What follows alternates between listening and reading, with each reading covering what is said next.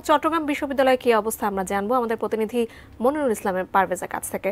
মনিরুল, আন্দোলনরত শিক্ষকরা বলছেন আসলে প্রত্যয় স্কিমের যে প্রজ্ঞাপন প্রত্যাহার, সুপার গ্রেডে বিশ্ববিদ্যালয়ে শিক্ষকদের অন্তর্ভুক্তি এবং শিক্ষকদের জন্য স্বতন্ত্র বেতন কাঠামো আসলে যাতে প্রণয়ন করা হয়, এবং এই নিয়ে যে আন্দোলনটা তারা করছেন দ্বিতীয় দিনের মতো, সেখানে শিক্ষার্থীরা কি বলছেন?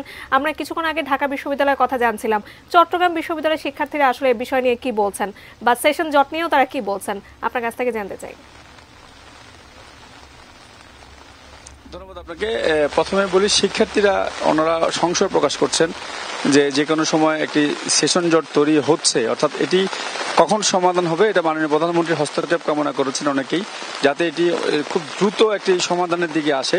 এবং এখানকার ছাত্রছাত্রীদের একটাই বক্তব্য যে যাতে কোনোভাবেই এটি দীর্ঘ ইস্যুটা বা দীর্ঘ যাতে এটা না হয়, খুব সহজে যাতে একটি সমাধানের দিকে আসে। আর অনেক শিক্ষকদের সাথে কথা বলেছি, শিক্ষকরা সবাই বলছেন, সবাই এক কথাই বলছেন যে মাননীয় প্রধানমন্ত্রী যে সিদ্ধান্ত নেয় সেটি অনেক ভেবে চিন্তেই নেয়। যেমন ওনারা বলছেন যে যারা ক্যাডার সার্ভিসে রয়েছেন, যেমন তারা এখন বর্তমান যে চাকরি করেন, চাকরি করাকালীন তারা বিভিন্ন রকম সুবিধা পেয়ে থাকেন, তারা যে সুবিধাগুলো পেয়ে থাকেন সেই রকম সুবিধাগুলি শিক্ষকরা পান না। কিন্তু হঠাৎ করে এই যে প্রত্যয় স্কিমটি ঘোষণা করা হয়েছে, যদি ক্যাডার সার্ভিসে সবাইকে নিয়ে একসাথে সারা দেশে সবাইকে করা হতো, অর্থাৎ শিক্ষকরা বলছেন প্রথমে তারা জানতো যে এটি যারা পেনশনের আওতায় নাই তাদের জন্য এটি করা হচ্ছে। এটি এখন যারা পেনশন পাচ্ছে তাদেরকেও করা হয়েছে, এবং ওনাদের তো 3টি দাবি রয়েছে শিক্ষকদের।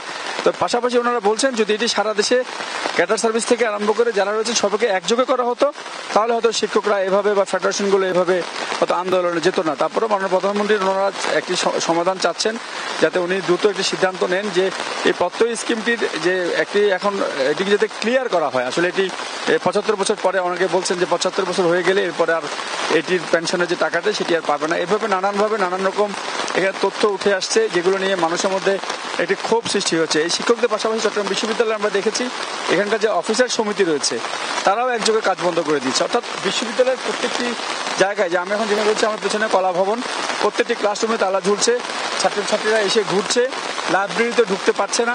সব মিলে একটা স্থবির অবস্থা বিরাজ করছে চট্টগ্রাম বিশ্ববিদ্যালয়ে। এবং যে যার মতো করে, অর্থাৎ শিক্ষকরা শিক্ষকদের জায়গায় বসে আছে, ওনাদের যে সমিতির কার্যালয় আছে সেখানে, শিক্ষক সমিতির কার্যালয় সেখানে বসে রয়েছে, অফিসার সমিতির যে কার্যালয় সেখানে সবাই একজোট হয়ে, যত কর্মচারী অফিসার রয়েছে সবাই একজোট হয়ে বসে আছে। অর্থাৎ কোনো জায়গায় কোনো কাজই হচ্ছে না। আর মাঝখান দিয়ে ছাত্রছাত্রীরা এসে ঘুরছে, এবং ওনারা এখন শুধু এসে দেখছে যে কখন আবার ক্লাসটা চালু হয় বা কখন ক্লাসটা চালু হবে। এরকম একটা অবস্থার মধ্যেই চলছে চট্টগ্রাম বিশ্ববিদ্যালয়।